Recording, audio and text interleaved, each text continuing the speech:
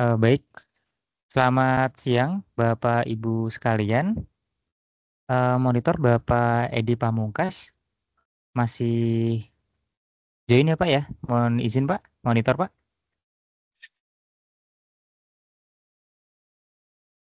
Ya, Pak Edi, izin untuk memulai ya Pak ya? Ya, baik, terima kasih. Bismillahirrahmanirrahim. Assalamualaikum warahmatullahi wabarakatuh. Selamat siang, salam sejahtera untuk kita semua, salam sehat selalu. Berjumpa lagi di acara peningkatan kapasitas atau pentas stakeholder pengadaan barang jasa pemerintah. Saya dengan Dika ditugaskan untuk menjadi moderator pada sesi siang hari ini.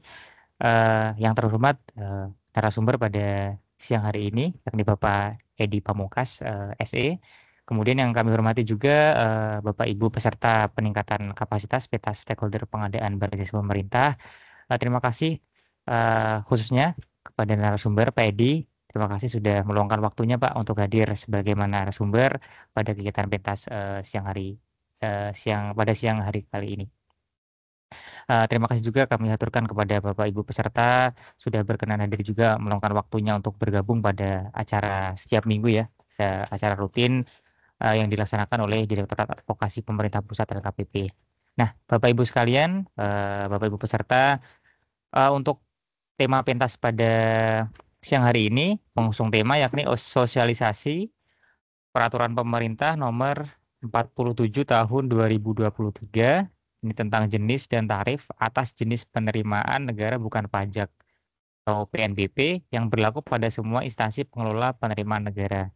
Nah, ini mengingat eh, pada PP tersebut ada ketentuan terkait PNBP yakni untuk denda dan sanksi dalam pelaksanaan pengadaan barang jasa pemerintah. Nanti akan diulas secara detail gitu ya dengan Bapak narasumber yakni Pak Edi Pamungkas. Nah, sebelum memasuki pemaparan dari beliau dari narasumber, saya izin untuk menyampaikan latar belakang Bapak Edi Pamungkas. Beliau eh, saat ini menjabat sebagai penelah teknis di Direktorat PNBP Kementerian Lembaga di Direktorat Jenderal Anggaran di Kementerian Keuangan. Nah, sebelumnya juga beliau pernah menjabat sebagai Direktur Perencanaan Strategis, GRC dan Kebijakan Syariah di BP Tapera. Mungkin tanpa berlama-lama kita kita simak paparan dari Bapak narasumber Bapak Edi Pamungkas. Kepada Bapak Edi Pamungkas, waktu dan layar kami persilakan.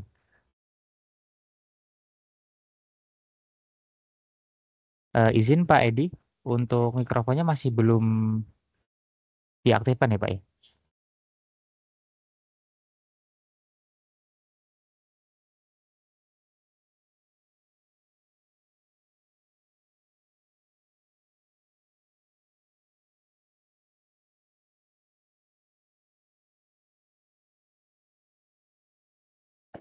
Oh, baik. Iya, Sudah sudah Pak. terdengar Pak, mohon izin. Siap, Baik, terima sudah kasih Pak. terdengar jelas Pak. Oke, Iya, mohon izin saya share paparan dulu sebelum ya kita baik mulai. silakan Pak.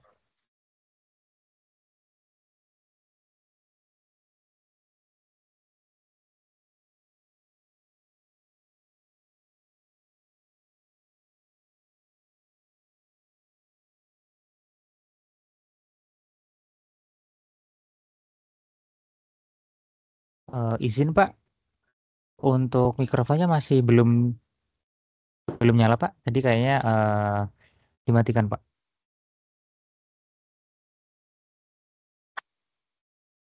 Apakah sudah nyala Pak? Siap, sudah Pak. Silakan Pak.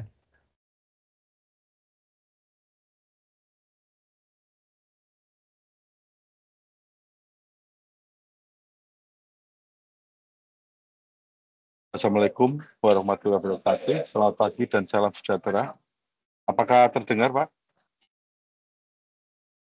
Siap, Pak Edi sudah Pak. Sudah jelas terdengar Pak. Baik Pak, terima kasih. Yang terhormat Bapak Direktur Advokasi Pemerintah Pusat, Kemudian yang terhormat Bapak Ibu pejabat pegawai di lingkungan LKPP, puji syukur kita panjatkan kehadirat Allah SWT, Tuhan yang Maha Esa, karena atas limpahan rahmat dan karunia-Nya, kita dapat berkumpul bersama dalam keadaan sehat dan melaksanakan rapat sosialisasi ini. Pertama-tama kami menyampaikan permohonan maaf, pimpinan kami belum bisa menghadiri pertemuan ini dikarenakan ada agenda rapat lain yang telah dijadwalkan sebelumnya. Yang kedua, kami menyampaikan terima kasih atas undangan Bapak Direktur yang telah disampaikan kepada pimpinan kami. Dan yang ketiga, mohon izin memperkenalkan diri saya di Pamungkas, Penela Teknis pada Direktur PNBP KL di Anggaran. Pada kesempatan ini kami mendapat tugas dari pimpinan untuk menyampaikan bahan sosialisasi terkait PMK nomor 47 tahun 2023. Mungkin tanpa berpanjang kata, mohon izin kami memulai menyampaikan materi sosialisasi PP 47 tahun 2023 ya Pak Ibu ya.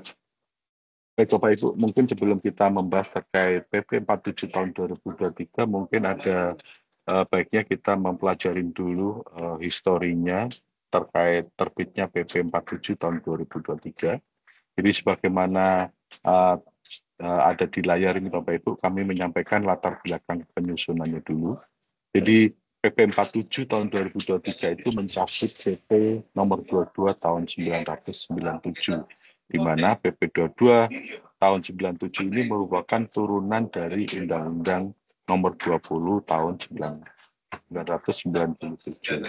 Nah, bagaimana Bapak Ibu ketahui bersama bahwa Undang-Undang nomor 9 tahun 2012 merupakan pengaturan terbaru terkait penerimaan negara bukan pajak. Jadi dengan diterbitkannya Undang-Undang nomor 9 tahun 2018, maka otomatis PP 22 tahun 97 tadi yang mengatur tentang PNBP yang berlaku umum pada kementerian lembaga otomatis menjadi tidak berlaku.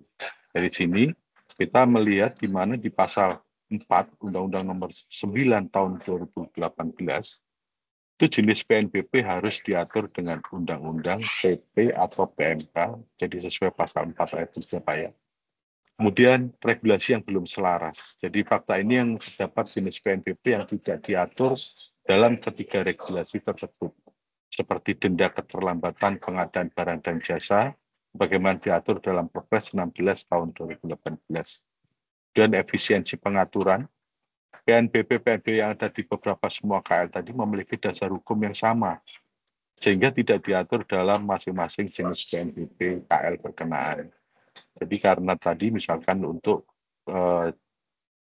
PP 21 tahun 2023 untuk pengaturan PNBP untuk PUPR misalkan itu diatur karena merupakan tugas fungsinya PUPR maka diatur dalam PP tersendiri. Tapi pada saat jenis PNBP-nya tadi berlaku umum maka harus ada pengaturan PNBP. Nah, ini yang belum diatur dalam masing-masing jenis PNBP yang diatur pada Kementerian Lembaga. Jadi kalau kita melihat pengaturan di PP 22 tahun 97 itu meliputi 3 hal pokok.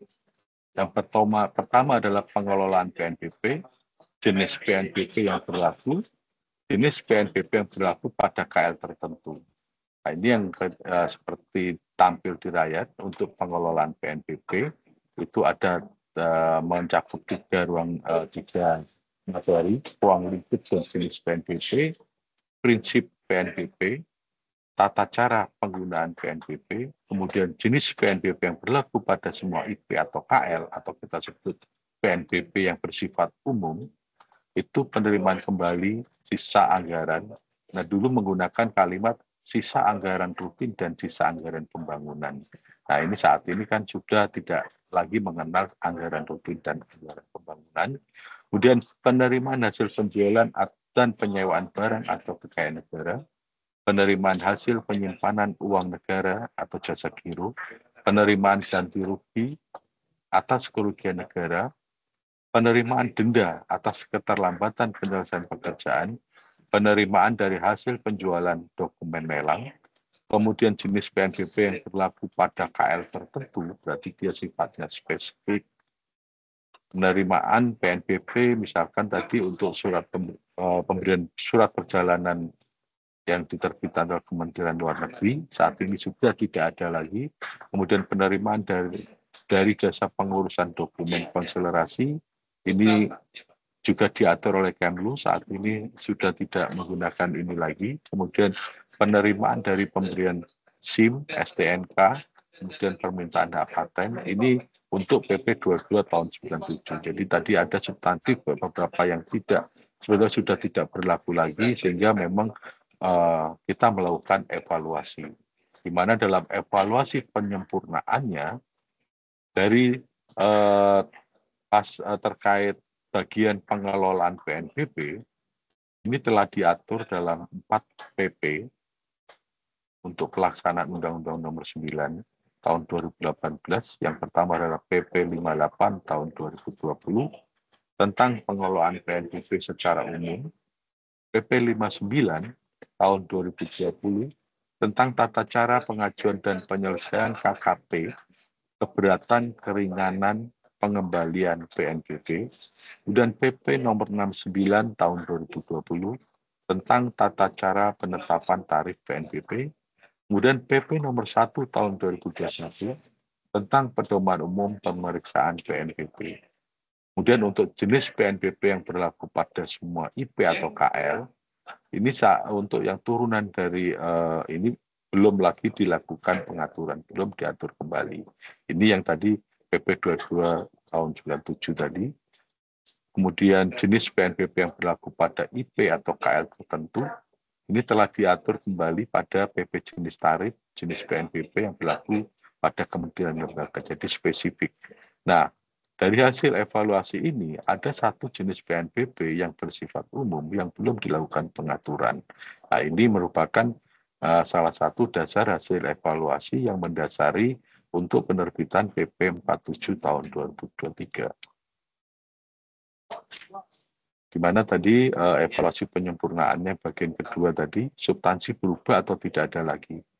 Jadi ini terdapat substansi jenis PNBP yang sudah tidak berlaku disebabkan karena adanya perubahan pada peraturan perundang-undangan. Contohnya penerimaan dari penjualan dokumen lelang, tidak ada lagi penjualan dokumen lelang saat ini.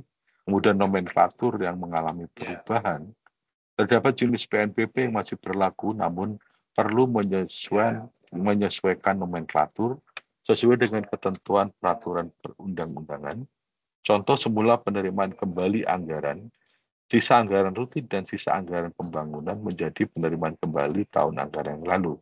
Karena dalam belanja pemerintah pusat sejak Undang-Undang Keuangan Negara ditetapkan tidak mengenal lagi anggaran rutin dan anggaran pembangunan.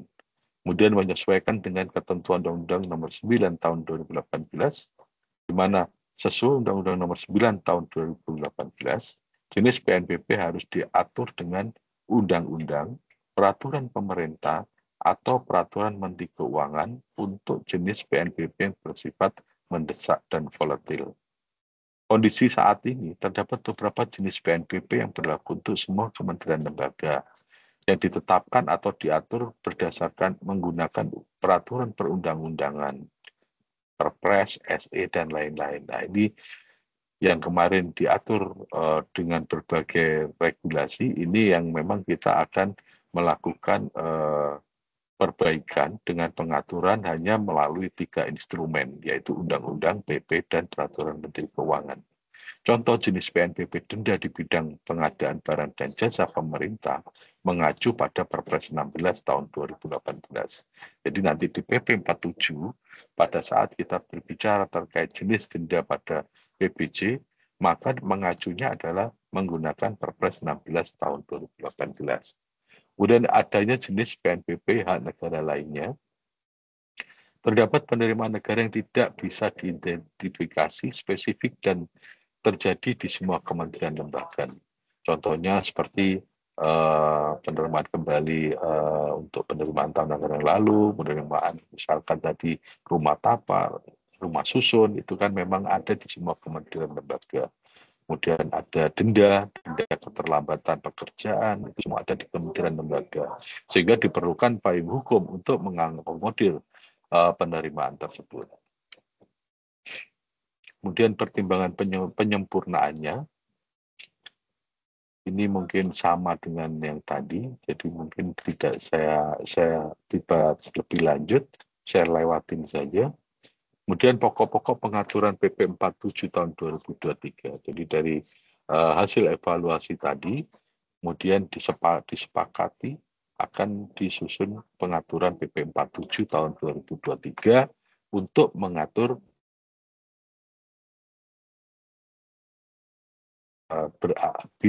dimiliki oleh semua kementerian lembaga, di mana ada lima bagian. Yang pertama, bagian pertama adalah ketentuan umum, mengatur beberapa definisi ruang lingkup, kemudian jenis PNBP yang dapat berlaku pada semua instansi pengelola PNBP, kemudian tarif atas jenis PNBP yang dapat berlaku pada semua instansi pengelola PNBP, kemudian ketentuan peralihan dan ketentuan penutup.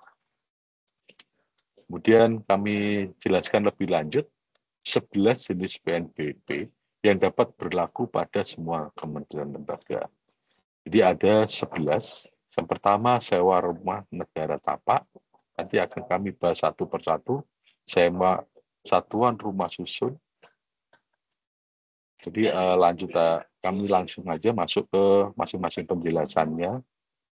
Pertama adalah sewa rumah negara tapak. Jadi penjelasan ruang lingkupnya sebagai berikut. Jadi ini sewa rumah negara tapak menurut penerimaan yang berasal dari pembayaran sewa rumah negara oleh wajib bayar yang diberikan izin untuk menempati rumah negara sesuai ketentuan peraturan perundang-undangan. Implementasinya selama ini seperti rumah dinas yang ada di semua kementerian lembaga. Pengaturan tarifnya mengacu pada ketentuan peraturan perundang-undangan yang mengatur mengenai perhitungan sewa rumah negara, di mana saat ini ada satu peraturan Menteri Keuangan nomor 126 tahun 2021 yang mengatur tentang jenis PNBP yang bersifat volatil dan mendesak pada PUPR. Kemudian sewa satuan rumah susun, ini sama, hakikatnya adalah ini model rumahnya adalah rumah susun. Pengaturannya sama, ada di Peraturan Menteri Keuangan nomor 126 untuk jenis PNBP yang bersifat volatil dan mendesak. Karena seperti tadi kami sampaikan di awal, pengaturan terkait PNBP hanya menggunakan 3 instrumen, undang-undang, peraturan pemerintah, dan peraturan Menteri Keuangan. Jadi peraturan Menteri PUPR dia tidak bisa tidak bisa membuat peraturan pemungutan sendiri, jadi harus dimasukkan dalam peraturan Menteri Keuangan. Kecuali jika misalkan peraturan pemerintah yang mendasari terkait PNBP tersebut memang sudah mengamanatkan Menteri PUPR menyusun tarif PNBP sendiri. Jadi untuk kondisi normal, maka berlakunya adalah Undang-Undang, PP, dan Peraturan Menteri Keuangan. Kemudian dengan pertimbangan tertentu, tarif sewa rumah negara tapak dan sewa satuan rumah susun dapat ditetapkan sampai dengan 0%. Ketentuan lebih lanjut mengenai besaran persyaratan tata cara pengenaan tarif diatur dalam Peraturan Menteri atau pimpinan lembaga setelah mendapat persetujuan dari Menteri.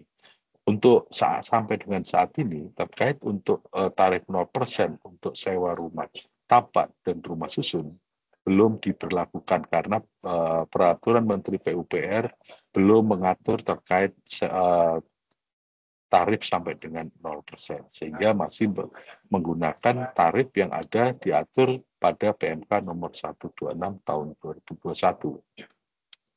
Kemudian yang kedua adalah penyelenggaraan jaminan kesehatan nasional.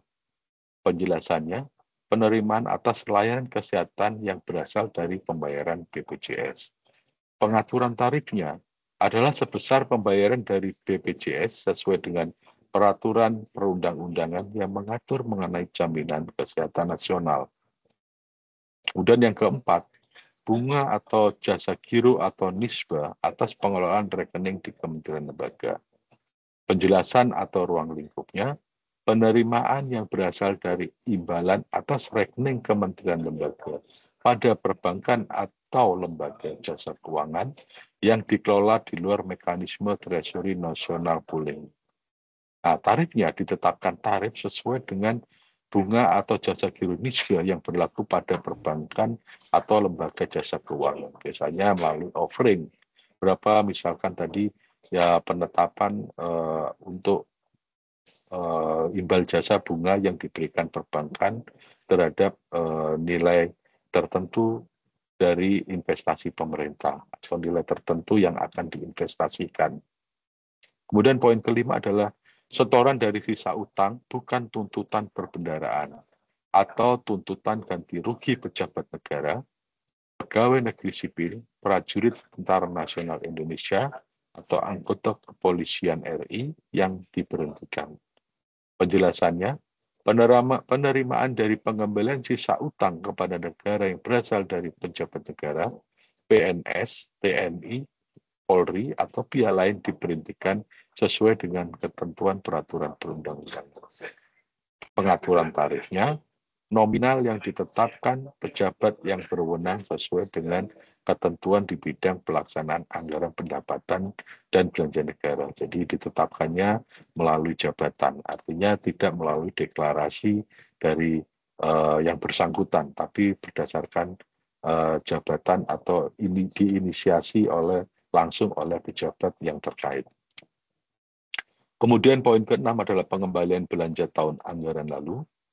Penjelasannya, pengembalian atas belanja kementerian lembaga ataupun pada tahun anggaran tertentu yang disetorkan ke kas negara pada tahun anggaran berikutnya. Pengaturan tarifnya adalah sebesar nominal yang ditetapkan pejabat yang berwenang sesuai dengan ketentuan di bidang pelaksanaan anggaran pendapatan dan belanja negara.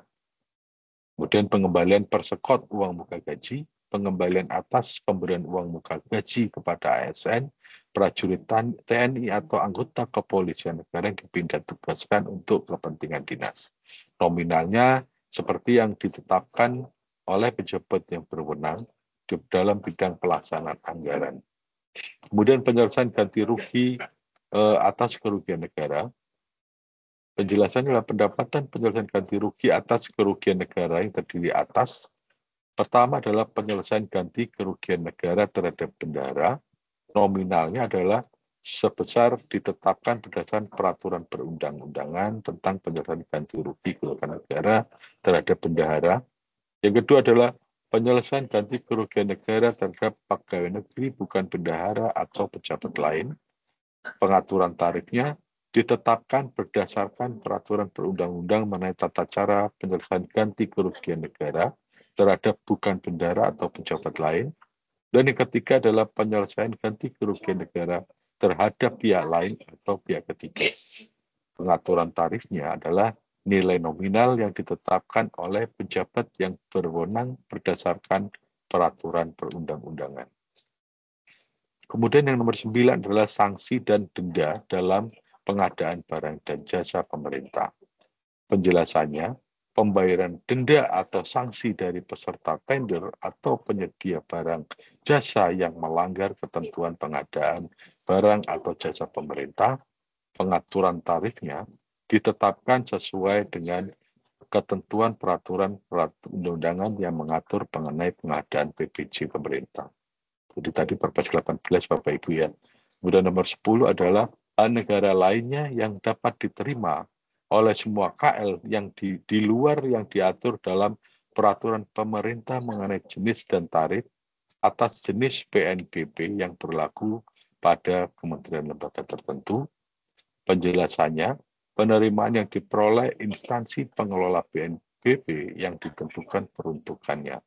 Pengaturan tarifnya sebesar nilai nominal yang diterima dan ditetapkan oleh pejabat yang berwenang sesuai dengan ketentuan peraturan perundang-undangan tentang pelaksanaan APBN. Kemudian nomor 10, penyelenggaraan pelatihan struktural kepemimpinan, pelatihan dasar, CPNS, dan pelatihan fungsional. Penjelasannya, penerimaan yang berasal dari penyelenggaraan pelatihan struktural kepemimpinan, pelatihan dasar, CPNS, pelatihan fungsional yang dilaksanakan oleh kementerian lembaga. Jadi untuk ini adalah kalau misalkan Bapak Ibu mengadakan di dekat Latsar, maka harus merujuk kepada yang jenis PNBP yang diatur oleh instansi pembina pelatihan, yakni lembaga administrasi negara. Kemudian yang bisa dijadikan dirujuk peraturan adalah di PP nomor 60 tahun 2021 jenis PNBP Padalan, yaitu terdiri atas penyelenggaraan pelatihan struktural, latsar, dan fungsional, akreditasi pelatihan bagi ASN dan Poltek Setialan. Jadi fungsional yang ada dalam pembinalan ada 3, yakni Widya Suara, analis kebijakan, dan analis pengembangan kompetensi. Jika di kementerian lain akan menyusun tentang pelatihan terkait selaku pembina fungsional sebagai instansi pembina fungsional, maka bisa mengadakan atau menyusun jenis dan tarif tersendiri, karena yang diatur di LAN hanya untuk instansi pembina jenis fungsional widya suara, analis kebijakan, dan untuk pengembangan kompetensi ASN.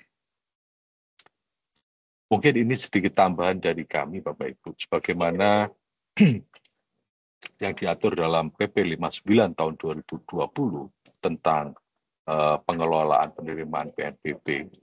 Ini sebetulnya juga berlaku juga untuk bukan hanya untuk PNBP yang tadi bersifat khusus yang diatur oleh kementerian lembaga, tapi juga yang diatur untuk penerimaan negara bukan pajak yang sifatnya umum, sebagaimana diatur dalam PP 47 tahun 2023. Jadi dalam PP 59 ini diatur terkait hak wajib bayar, kewajiban bayar, penetapan PNBP, tata cara pembayaran PNBP, denda dan jatuh tempo, keberatan, keringanan, dan pengembalian PNBP. Mungkin saya bahas singkat saja terkait untuk hak wajib bayar. Hak dari wajib bayar adalah mengajukan keberatan, keringanan, dan pengembalian PNBP.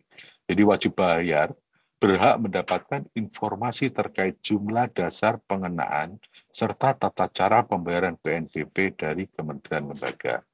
Wajib bayar berhak mengajukan permohonan pengembalian atas kelebihan pembayaran PNBP kepada kementerian lembaga terkait, dengan disertai dengan dokumen pendukung.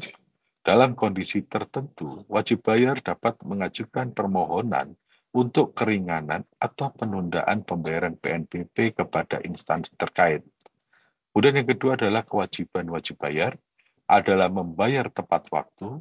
Wajib bayar wajib menyetorkan jumlah PNBP yang terutang sesuai dengan jumlah yang telah ditetapkan dalam waktu yang telah ditentukan. Kemudian menyampaikan bukti pembayaran.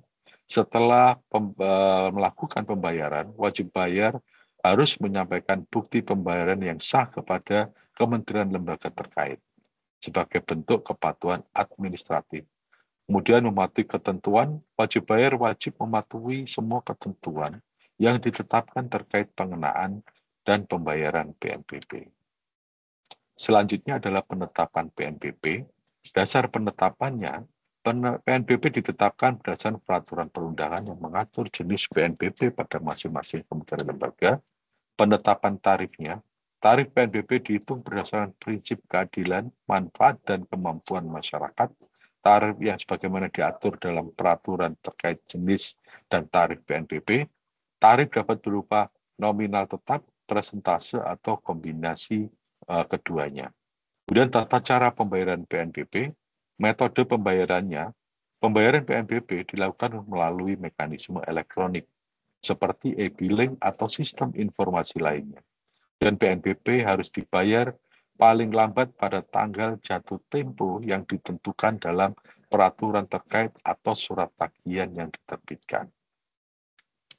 Kemudian terkait denda, sanksi administratif. Wajib bayar yang terlambat membayar PNBP dikenakan sanksi administratif berupa denda sebesar 2% per bulan dari jumlah PNBP yang terutang. Denda dihitung sejak jatuh tempo hingga pembayaran dilakukan dengan jangka waktu maksimal 24 bulan. Kemudian penghapusan sanksi. Dalam kondisi tertentu, wajib bayar dapat mengajukan permohonan penghapusan sanksi administratif kepada Menteri Keuangan atau pimpinan kementerian lembaga dengan melampirkan alasan bukti pendukung. Jadi terkait denda tadi, setelah nanti surat ketetapan utang PNBP diterbitkan kepada wajib bayar, di situ disertai dengan tanggal jatuh tempo untuk pembayaran, misalkan ditetapkan 2 bulan. Setelah jatuh tempo, setelah 2 bulan, maka jika masih belum membayar, baru dikenakan denda. Jadi denda tadi diberikan setelah wajib bayar melebihi jatuh tempo yang telah ditetapkan. Nah, penetapan jatuh temponya itu ditentukan sesuai ketentuan tadi sudah kami sampaikan dalam ketentuan peraturan atau dalam surat penetapan PNBP yang diterbitkan oleh Kementerian Lembaga. Pembayaran harus dilakukan paling lambat pada tanggal jatuh tempo. Jadi setelah jatuh tempo, maka akan terbit denda 2% setiap bulan. Kemudian konsekuensi keterlambatannya, jika pembayaran melebihi jatuh tempo, maka akan dikenakan sanksi atau denda. Jadi seperti itu, jika misalkan belum, maka nanti akan dilimpahkan ke PUPN. Kemudian keberatan, wajib bayar dapat mengajukan keberatan kepada Kementerian Lembaga jika tidak setuju dengan jumlah PNBP yang ditetapkan. Keberatan harus diajukan secara tertulis dalam jangka waktu 30 hari kerja setelah tanggal penetapan. Penyelesaian keberatan, instansi pengelola PNBP wajib menyelesaikan keberatan dalam waktu 60 hari kerja. Bagaimana jika misalkan belum ditetapkan, maka wajib bayar pimpinan instansi harus menerima keberatan. Artinya Kementerian Lembaga mengakui bahwa keberatan yang diajukan oleh Kementerian wajib bayar itu adalah benar. Jadi akhirnya penagihan terhadap PNBP tadi dibatalkan. Artinya tidak ada piutang PNBP kepada wajib bayar. Kemudian keringanan, pengajuan keringanan, wajib bayar dapat mengajukan permohonan keringanan pembayaran PNBP dalam kondisi tertentu. Penundaan pembayaran, jadi jenis-jenis keringanan tadi bisa berupa penundaan, pengangsuran, kemudian pengurangan, dan pembebasan. Jadi ada 4 jenis keringanan yang bisa diajukan oleh wajib bayar. Ini pengembalian PNBP, ini jika misalkan tadi ada dasar pengembaliannya dulu, pengembalian dilakukan jika terjadi kelebihan pembayaran PNBP atau terhadap pembayaran yang tidak seharusnya, atau misalkan contohnya pada saat misalkan tadi ada ketetapan PNBP kepada wajib bayar, kemudian wajib bayar mengajukan keringanan, kemudian paralel dengan pengajuan keringanan, wajib bayar juga membayar sebagian tagihan PNBP, maka pada saat keputusan keringanannya tadi adalah pembebasan, maka uang yang telah distorkan ke kas negara tadi bisa diajukan sebagai pengembalian PNBP. Kemudian ketentuan tambahan, pengelolaan PNBP termasuk pembayaran dilakukan secara elektronik untuk meningkatkan transparansi dan efisiensi. Penyelesaian sengketa, jika terdapat sengketa terkait PNBP, wajib bayar dapat mengajukan keberatan atau banding sesuai mekanisme yang diatur. Demikian Bapak mungkin apa yang telah kami sampaikan.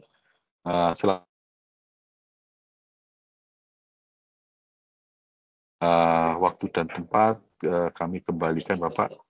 Terima kasih. Ya, baik. Terima kasih Pak Edi atas pemaparan yang telah disampaikan seperti itu tadi ya. Saya juga sudah jelas atas latar belakang terbitnya PP, kemudian apa namanya sejarahnya atau historinya dari mulai apa namanya PP yang paling awal seperti itu ya, Pak Edi ya.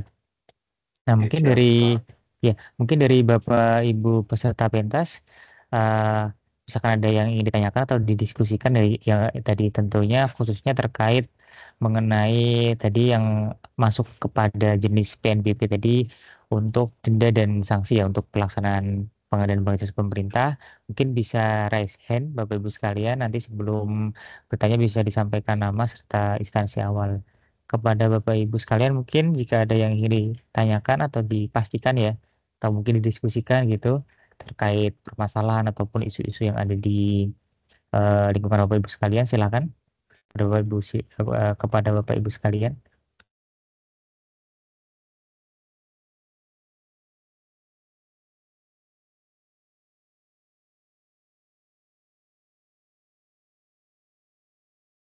atau mungkin kalau belum ada yang ingin bertanya ya, kalau belum ada yang ingin bertanya seperti itu ya Pak Edi izin mungkin saya Ya, bertanya siap. Pak tadi terkait apa namanya denda Pak.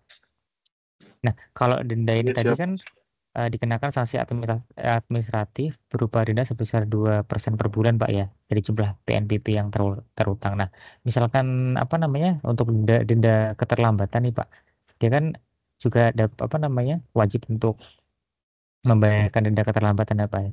Berarti itu seperti apa, Pak? Maksudnya mekanismenya atau prosesnya dalam hal untuk PNBP-nya, Pak?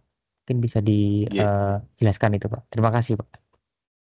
baik Pak, terima kasih.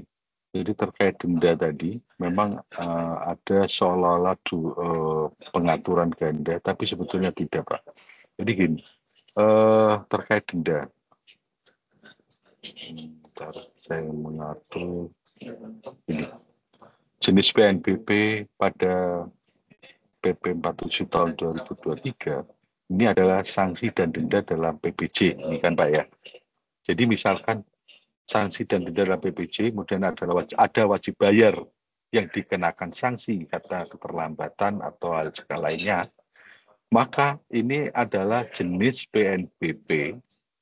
Jadi jenis PNBP terkait sanksi dan denda dalam PBJ, Pak. Jadi ini yang diatur di Perpres 16 tahun 2018. Nah ini nanti Bapak akan menerbitkan tagihan kan Pak ya, pengenaan denda, pengenaan sanksi atau denda, misalkan kena denda 1 juta gitu kan ya, nah denda 1 juta. Harus dilunasi oleh wajib bayar sampai dengan 2 bulan, misalkan sampai dengan akhir bulan Juni gitu ya. Maka pada saat dicatat jenis PNBP yang terhutang kepada wajib bayar adalah jenis PNBP untuk sanksi dan denda. Nanti pada saat tanggal 1 Juli, tadi kan jatuh temponya tadi 30 Juni Pak ya, sehingga 1 Juni, maka 1 Juli, maka dia sudah jatuh tempo. Kalau sudah jatuh tempo, maka dia dikenakan denda terkait untuk pengaturan PNBP. Jadi dendanya ada 2%. Jadi denda dia adalah 1 juta dikali 2%. Ini setiap bulan, Pak. Jadi ada perbedaan ini, Pak. Kalau yang denda di sini, ini bukan denda jenis dan tarif terkait sanksi PBJ, tapi hak negara lainnya. Kalau yang tadi adalah jenis PNBP terkait pengadaan PBJ, keterlambatan PBJ, yang diberikan kepada wajib bayar. Jika wajib bayar tidak memenuhi kewajibannya setelah jatuh tempo, maka dikenakan denda. Nah, denda yang ini maksudnya adalah hak negara lainnya. Mungkin seperti itu, Pak. Iya, baik. Terima kasih, Pak Edi. Berarti misalkan itu tadi dihitungnya per bulan, Pak ya? Misalkan di Iya, Agustus betul. sebelum itu, jadi dihitung lagi per bulannya gitu, Pak ya? Betul, Pak. Iya, siap. Pak, kemudian selanjutnya, Pak, saya izin bertanya kembali, Pak.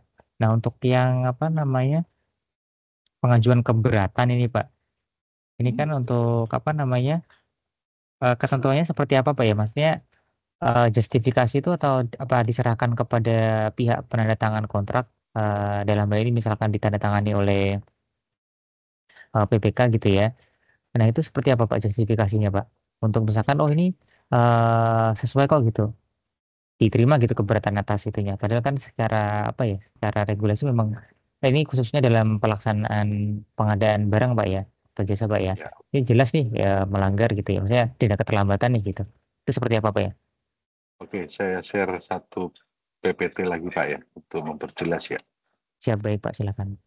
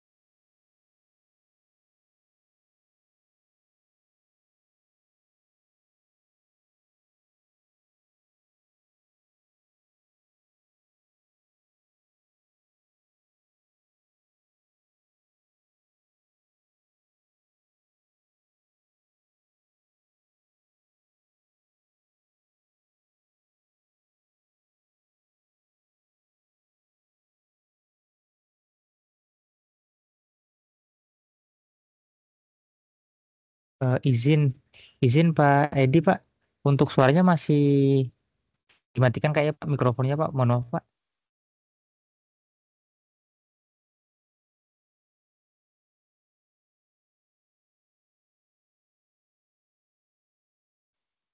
Nah, sudah terdengar Bapak Ibu? Ya siap, sudah Pak Edi.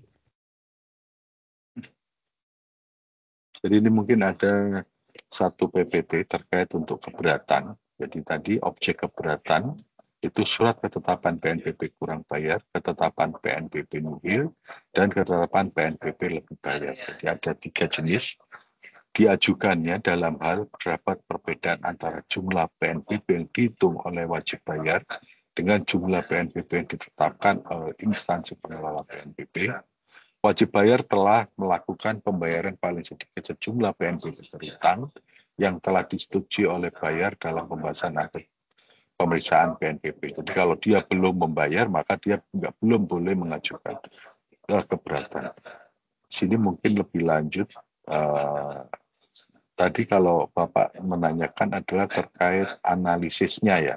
Jadi dari wajib bayar tadi mengajukan tertulis kepada instansi pengelola itu paling lama 3 bulan dalam keadaan normal, itu dilengkapi dengan kopi surat ketetapan PNBP, kopi bukti penerimaan PNBP, bukti setor, atau sarana administrasi lain yang dibersamakan dengan bukti pembayaran atas surat keterangan ketetapan PNBP kurang bayar dalam hal PNBP terhutang kurang bayar. Rincian perhitungan jumlah PNBP terhutang yang dibuat oleh wajib bayar dan penjelasan perbedaan perhitungan wajib bayar. Kemudian terhitung sejak tanggal surat ketetapan PNBP diterbitkan. Jadi kalau misalkan dia lewat waktu, maka ditolak. Sifatnya adalah final, tidak bisa diajukan kembali. Kemudian di sini terkait analisisnya tadi ya.